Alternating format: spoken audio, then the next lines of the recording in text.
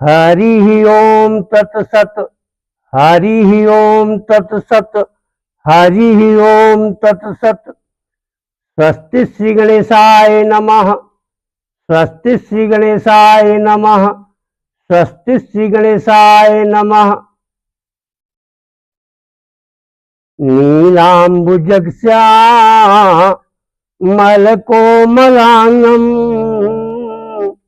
सीता समारौ पितुवामभागम् पाणौ महासायक चारुचापम् नमामि रामं रघुवंशनाथम्। श्रीराम राम रघुनंदन राम राम। श्री राम राम भरताग्रज राम राम। श्री राम राम रण कर कस राम राम। श्री राम राम शरणं भव राम राम। अखिल ब्रह्मांड नायक अकारण करुणा वर्णालय भक्तवांछा कल्पवल जगन्नाथ जगदाधार असार सार के प्राण तत्व। यहाँ सार शब्द का तात्पर्य संसार से लगाइएगा, जो तत्व है ही नहीं। असार संसार के प्राण तत्व दीनानाथ अनाथनाथ जगन्नाथ प्रभु परब्रह्म परमेश्वर भगवान श्री रामचंद्र जी। जगत जननी जानकी मैया के चरणों में कोटि कोटि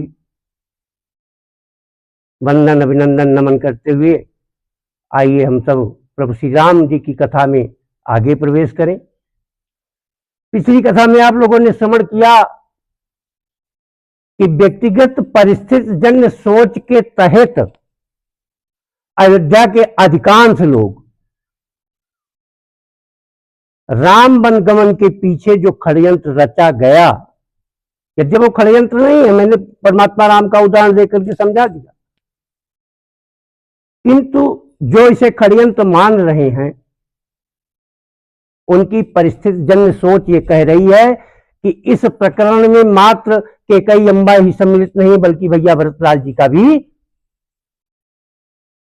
पूर्ण सहयोग है। उनकी भी इच्छा है कि राम बन जाए और मैं राजा बनूं। बताइए, ऐसे महानतम चरित्र को संसार सागर तो परमात्मा का भजन करता है, परमात्मा प्रभु श्री राम का भजन करता है ना। अब वो किसका भजन करते हैं जरा देखिए क्या कहती है हमारी मानस कि भरत सरिस को राम सनेही जग जप राम राम जप जेही। जो परमात्मा की सभी उपासना साधना प्रेम अनुराग करते हैं वो भैया भरतलाल जी से करते हैं। और ऐसे महान आत्मा को जब ये सूचना मिले कि व्यक्ति हमारे विषय में विचार कर रहा है कि हम भी इस वनगमन में, बड़ा कष्ट हुआ उन्हें। एक बात कहें, समुद्र मंथन हुआ, 14 रत्न निकले, आप सब जानते हो क्या क्या।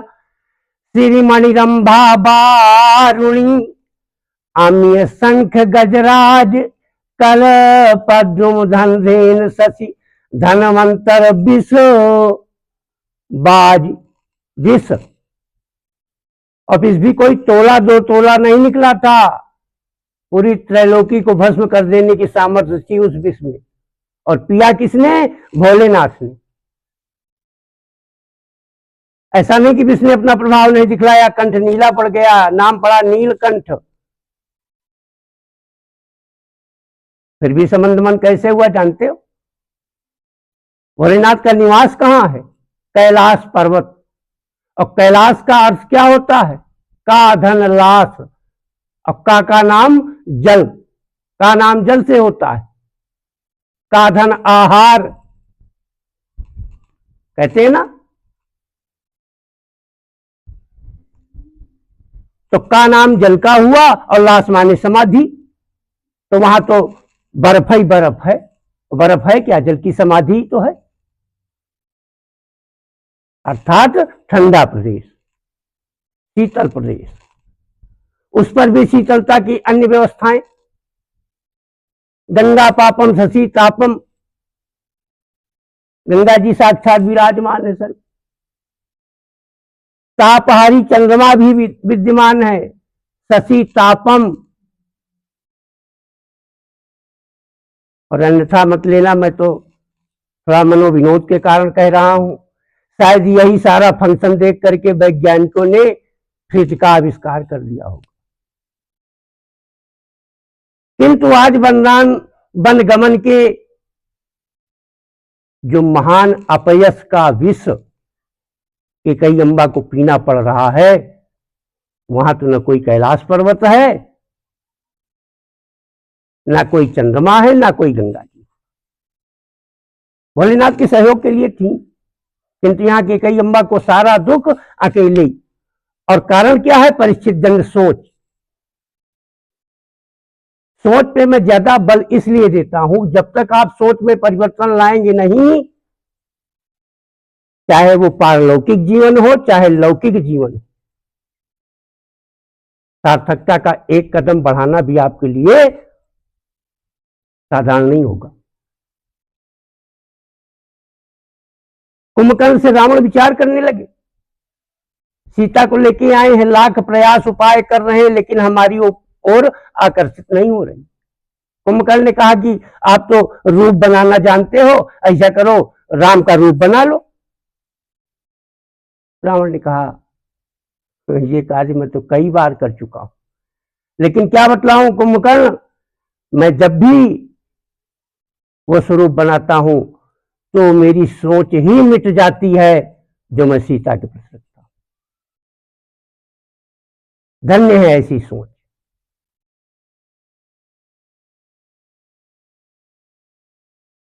एक नदी पार करने क्रम में बहुत से लोग हैं, एक संत जी भी बैठे हुए हैं। अब देखे तूफान चलने लगा, नदी का जल नाव में आने लगा, तो सब लोग जल को बाहर निकाल रहे थे जो साथ के बैठे थे। और स्वामी जी क्या कर रहे थे जानते हैं? जल नदी का ला करके नाव में डाल रहे थे। एक तो पहले से नदी की लहरों से नाव, तूफान चल रहा है, लहर उठेगी नाव में आएगी, सब लोग बाहर कर रहे हैं कि वजन ज्यादा न बढ़े ताकि नाव डूब न जाए कहीं। और ये संत जन जो महात्मा जी बैठे थे वो नदी का जल ला के नाव में डाल रहे थे। सब लोगों ने देखा तो समझ लिया कि मृत्यु को साक्षात देख करके शायद बाबा का डिसबैलेंस कुछ गड़बड़ हो गया। अब थोड़ी देर में तूफान बंद हुआ, शांत हो गया तूफान, लहरें भी थम गईं। तो बाबा भी सबके साथ साथ जो बाहर से जल पहले से ही निकाल रहे थे, तूफान के समय भी बिन नाव से निकाल रहे थे, बाबा भी निकालने लगा। तो साथ वाले चिढ़ करके बोले बैठो, नाटक बंद करो, जब नाव डूब रही थी उस वक्त तो तुम बाहर का पानी डाल रहे थे इसमें, और अब जब तूफान शांत हो गया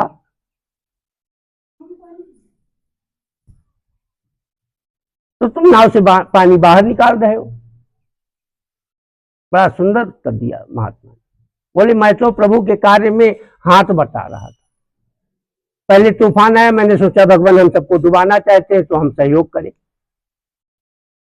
और जब तूफान शांत हो गया तो हमने सोच लिया या भगवान हमको बचाना चाहते तो उसमें सहयोग करें, इसलिए पानी निकालने लगे। तत् सुखे सुखितम, यही तो सोच। हमारी अपनी कोई सोच नहीं, हम अपनी कोई इच्छा नहीं,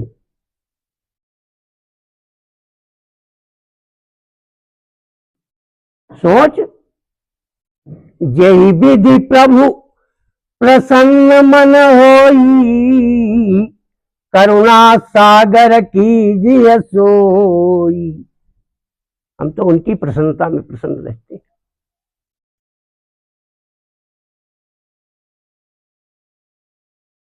बात चल रही थी सोच की। सोच के तहत ही पांडवों ने कौरवों से अर्थात दुर्योधन से 5 गांव मांगे थे, और सोच के तहत ही दुर्योधन ने सूजी न अग्र न केशवा की बात कही।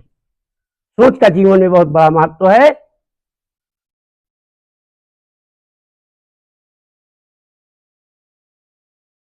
आइए पूर्व प्रसंग में चलते हैं। और एक बात कहें, लौकिक जीवन में सोच का क्या नुकसान? सबसे पहले हमारी नकारात्मक सोच, आत्मविश्वास की कमी, व्यर्थ का बमन, भविष्य की चिंता, यही सब तो कारण हमारे अंदर चिंता का जन्म देने वाले। चिंता का निर्माण इन्हीं के द्वारा तो होता है, और चिंता हमें अवरुद्ध करती है। किस जीवन में? लौकिक जीवन में। और जब अवरुद्ध करेगी तो आगे कैसे बढ़ेंगे, जबकि चिंतन हमें आगे बढ़ाता है। तो चिंता रूपी पक्षी अगर सर पे बैठे तो बैठने दो, किंतु उसे घोंसला बना करके स्थायी निवास का मौका कभी मत दो।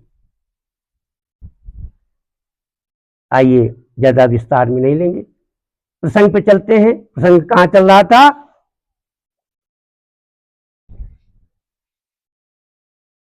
कौशल्याम्बा, गुरु वशिष्ठ जी, सुमंत इत्यादि बैठे हुए हैं।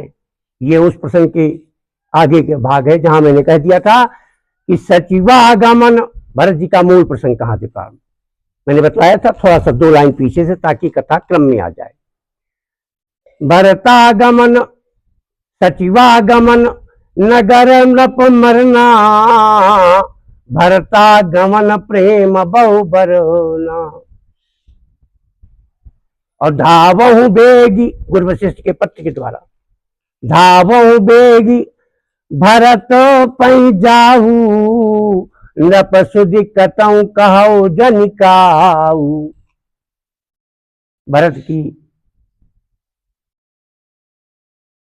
पत्नी तो गई, लेकिन ये मना कर दिया गया कि देखिए महाराज दशरथ का कोई वृत्तांत किसी से भी नहीं कहना, शीघ्र अयोध्या आओ आज्ञा से। भरत जी, वशिष्ठ जी क्षमा करना, आ गए।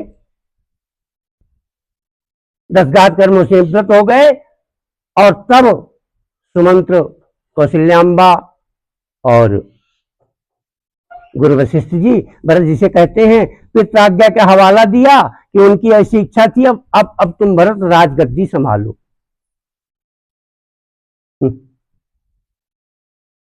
पहले तो अपने उस आरोप के लिए कहा, क्षमा याचना किया। मां जे परिहर हरिहर चरण, भजहि भूत घन घोर, तिन कै गति प्रभु देहु मोहि, जो जननी मत मोर। उस सोच का उत्तर देते हैं कौशल्याम्बा को। जे परिहर हरिहर चरण, भजहि भूत घन घोर। संक्षेप में इतना जान लीजिए कि भरत जी कह रहे हैं कि माता पिता को मारने, स्त्री बालक की हत्या करने, गौशालाओं ब्राह्मणों के नगरों में आग लगाने, मित्र और राजा को विष देने आदि आदि जो पातक और उपपातक हो, वो हमें लगे मैया, अगर राम वनगमन के पीछे मेरा कोई योगदान। कितना बड़ा आघात लगा होगा उस वक्त भैया बसलाल जी। राजगद्दी प्रसंग में बोले, गुरुदेव पितु सुरपुर राम बनो, कारण कहूं मोहिराज। पिताजी स्वर्गवासी हो गए, प्राणाधार भैया करीमोनिवेश बिना ही बन बनही की स्थिति में आ गए, और हमसे कहते हो कि राजगद्दी संभालो। गुरुदेव जी एक बात बताइए, उत्तर देव क्षमबो अपराधु, दुखित दोष गुण गणहि न साधु। क्षमा करना, उत्तर देना पड़ रहा।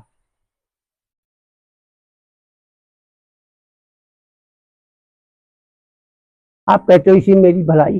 गुरुदेव जी मैं एक बात आपसे जानना चाहता हूं कि यदि किसी को लोहे की जंजीर में बांध दिया जाए तो वो तो बंधन है, अगर सोने की जंजीर में बांध दिया जाए तो उसे क्या कहा जाएगा? और मैया आप कहती हूं मैं अस्वस्थ हूं, गुरु जी के पास औषधि है, तो क्या यही औषधि है क्या? ग्रह ग्रहित पुनि बात बस, तेहि पुनि बीछी मार, ताहि पियाई बारुनी, काहु उपचार। यही उपचार है क्या गुरुदेव और मैया? सुमंत्र जी, हित हमार सिय पति सबकाई, सो हरिलीन मातु कुटिलाई। हमारा हित तो परमात्मा प्रभु के चरण सेवा में है, और अब मैं उस भूल का सुधार करते हुए अब तक जो उनकी सेवा में अमूल्य समय लगना था वो यहां मैंने बिताया, लेकिन अब एक आंख है मन माही, प्रात काल चली हूं प्रभु पाही। अब मैं सुबह चल दूंगा, भोर में ही चल दूंगा, मैं अपना निर्णय सुना दिया। और राजपाट के पक्षधर लोगों का यह करके भैया भरतलाल जी ने मुंह बंद कर दिया कि भरत ही बिसरो पितु मरन, सुनत राम बन गौन। कितनी बड़ी बात थी गोस्वामी की। भरत ही बिसरो, प्रभु श्री राम का आघात वनगमन का इतना लगा कि उससे बड़ा कोई आघात हो ही नहीं।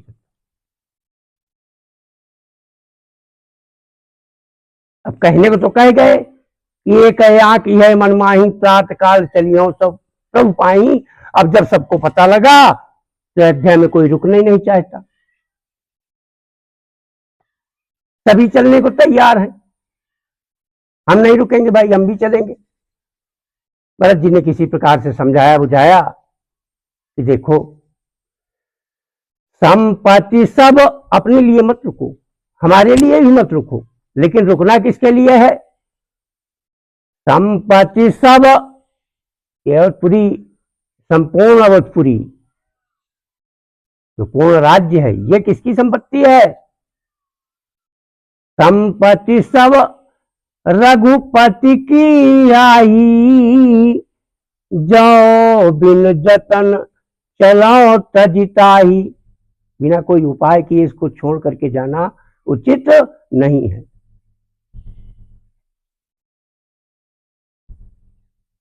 तब भी काफी लोग साथ चल दिए। अच्छा, भरत जी कहने को तो कह गए कि मैं जाऊंगा, लेकिन मन में विचार कर रहे हैं।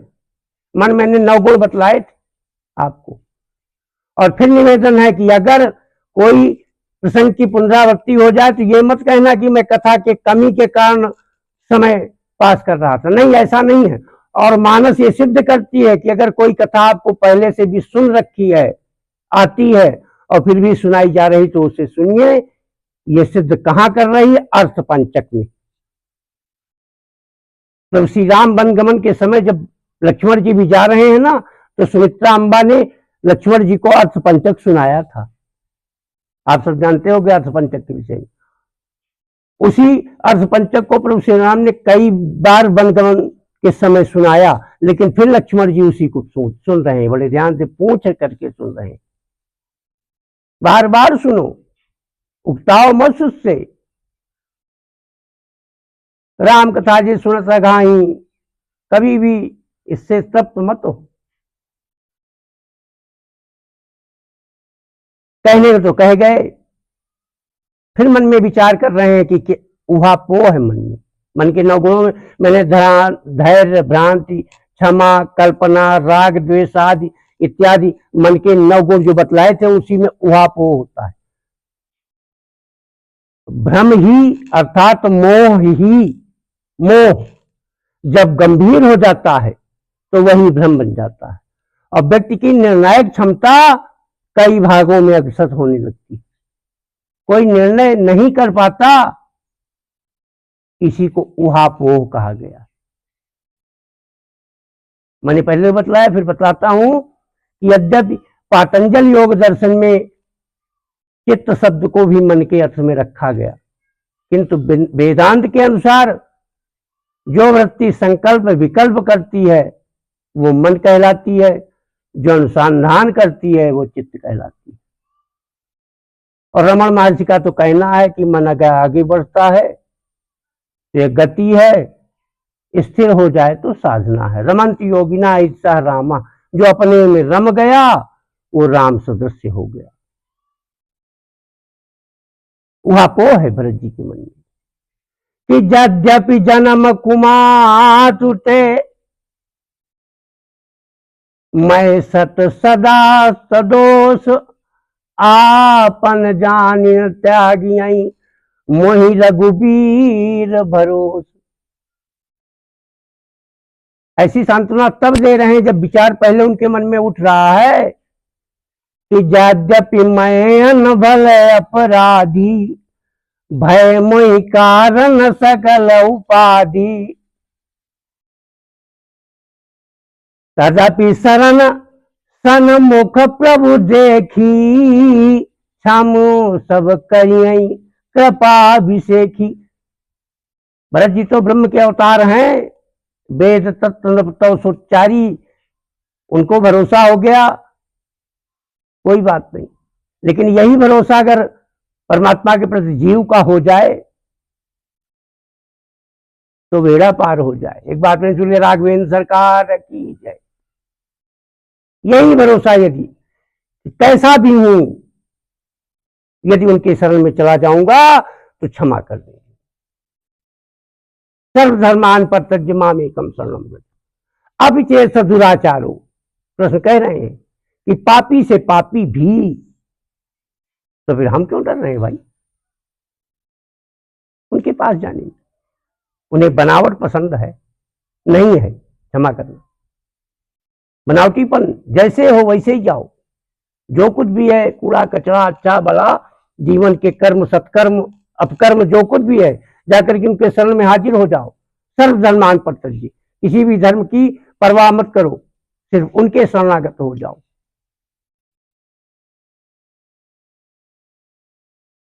और जब शरणागत हो जाओगे तो कोई काम दुनिया में मुश्किल नहीं है, जो करते रहोगे जतन धीरे धीरे।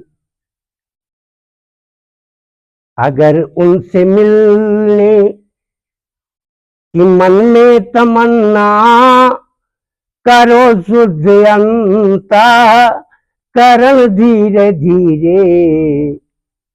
निर्मल जो जन सो मोहि पावा, मोहि कपट छल छिद्र न भावा। इतना ही तो करना है।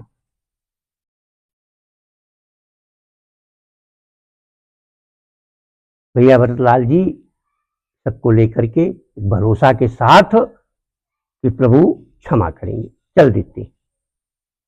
प्रथम प्रवास उनका हुआ तमसा नदी के तट पे।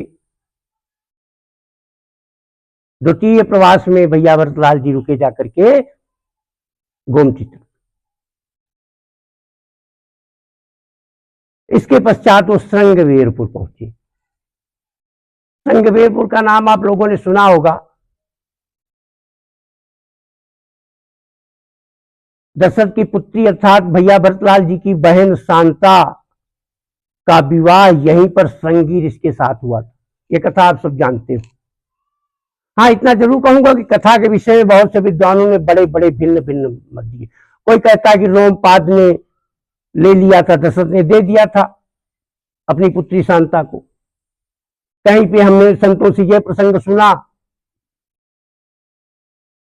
कि भाई वो श्रवण की बहन है, श्रवण कुमार को मार दिया था ना राजा दशरथ। तो जब पुत्र की चिताग्नि में माता पिता भी नहीं रहे तो उन्होंने अपनी बेटी शांता को उनको दी पालन पोषण के लिए। और दूसरा कारण यह था कि इसी से ये अपना प्रायश्चित भी कर लेंगे। खैर जो भी हो, मैं उस प्रसंग में नहीं जाना चाहता। हरि अनंत हरि कथा अनंता। संगबेरपुर जब पहुंचे तो यहां का राजा गुहराज निषाद, गुहराज निषाद ने देखा, सूचना मिली तो देखा कि भैया भरतलाल जी आ रहे हैं, उनके साथ बड़ी सारी भीड़। मन में विचार करने लगा कि कहीं ये राम से युद्ध करने तो नहीं जा रहे। और ऐसा विचार आते ही संगबेरपुर में जो गुहराज निषाद के सब सैनिक थे, वो अपने अत्याधुनिक हथियार, अब उनके उस वक्त के अत्याधुनिक हथियार क्या क्या थे? आंगरी पहिरी कूड़ी सिर धरही, कपड़ा पहन लिए, कूड़ी रख लिए सर में, और फरसा बांस सेल सम करही, जो फरसा था, बांस था, लाठी डंडा लेके अपना चलने को तैयार हो गए।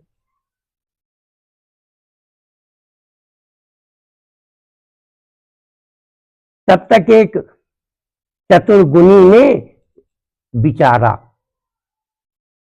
और विचार करके कहता है कि भरत ही राम मनावन जाही, सगुन कहयस विग्रह नाही। भरत जी प्रभु श्री राम को मनाने जा रहे हैं, ऐसा मेरा सगुन कह रहा है। ये सुन करके कहा निषाद नीक का बूढ़ा, सासा परि करी पछताई विमूढ़ा। हठात कोई काम कर लेने से बिना विचारे पश्चाताप करना पड़ता है। ठीक कह रहे हैं। गुहराज निषाद का जन्म आप जानते हो वेन की जंगा मंथन से हुआ, और वेन के विषय में महाराज अंग के पुत्र आप जानते हो सब। बेन वंश जिनि भयो घमोई, कहते हैं बांसों के झुरमुट में जब घमोई उग आती है ना, तो बांसों का अंत होने का समय आ जाता है। ऐसा था दुराचारी बेन।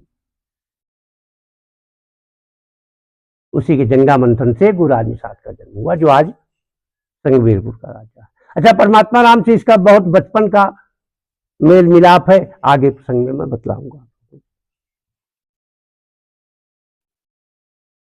अब सबको मना कर दिया, भाई अस्त्र शस्त्र रख दो।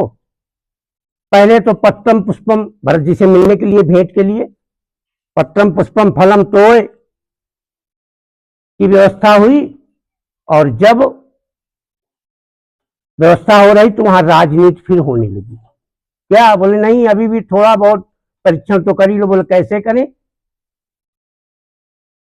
तो क्या लेके जा रहे हैं जरा देखना, बड़े ध्यान से समझने का प्रसंग है ये। क्या लेके जा रहे हैं भैया भरतलाल जी के पास? मीन पीन पाठीन पुराने, भारी भारी भार कहा रनयाने। क्या मन में आपको आश्चर्य नहीं होता कि भैया भरत जी के से मिलने जा रहे हैं, मछली लेके जा रहे हैं, खगमृग लेके जा रहे हैं। कंदमूल फल है तो ठीक है, लेकिन ये सब क्यों ले जा रहे हैं? क्या मन में विचार किया कभी आप? क्या भरत जी के सामने मछली ले जाना जरूरी था इनका? खगमृग पकड़ के ले जाना जरूरी था? नहीं। हमने कहा ना, प्रत्येक प्रसंग से अपने जीवन के लिए एक शिक्षा निकालो। तब तो कथा सुनने का महत्व है, कथा सुनने का लाभ है। जो लौकिक जीवन में कार्य करे, कथा से हमें वो शिक्षा लेनी है, उसके अनुरूप चलना है। इसलिए ले जा रहे हैं। देखिए, सत रज तम 3 प्रकार के भोजन होते हैं। सत है कंदमूल फल, रज है खगमृग, और तम है अकेली मछली। संसार का भक्ष्य खाती है मछली, और जिसने उसको खा लिया फिर ज्यादा कहना ठीक नहीं।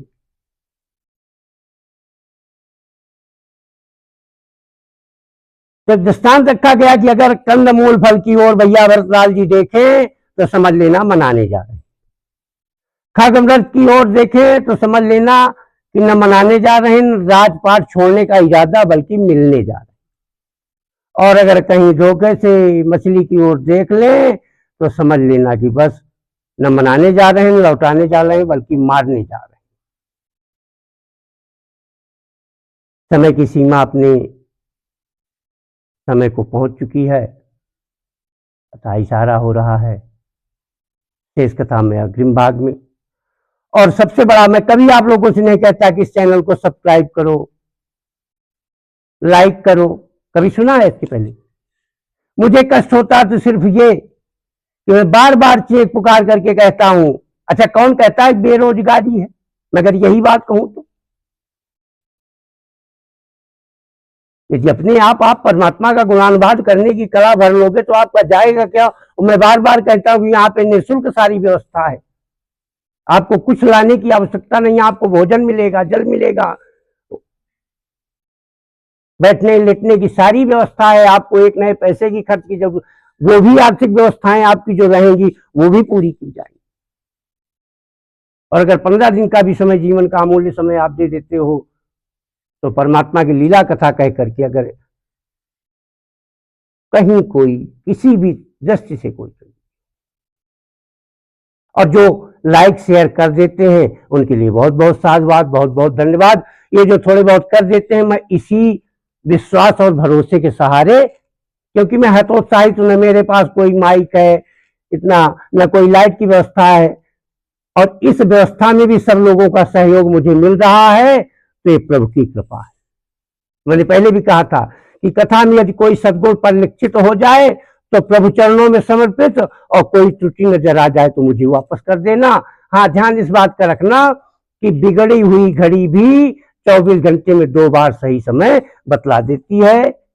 एक बार राघवेंद्र सरकार की जय, जानकी मैया की जय। शेष कथा अगली भाग में। बड़ा सुंदर चरित्र है भरत चरित्र।